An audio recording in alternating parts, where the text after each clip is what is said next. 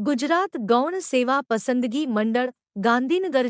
ક્ર 311 પ્રતિ 2025 26 વાયરમેન વર્ગ 3ના ઉમેદવારો માટે અગત્યની જાહેરાત મંડળની ક્ર 311 2025 26 વાયરમેન વર્ગ 3 સંવર્ગની પદ્ધતિથી તા 13122 સમયથી દરમિયાન પરીક્ષાનું આયોજન અંગેની સૂચના મંડળની વેબસાઇટ પર તા 1/5/10/2025ના રોજ પ્રસિદ્ધ કરવામાં આવેલ હતી.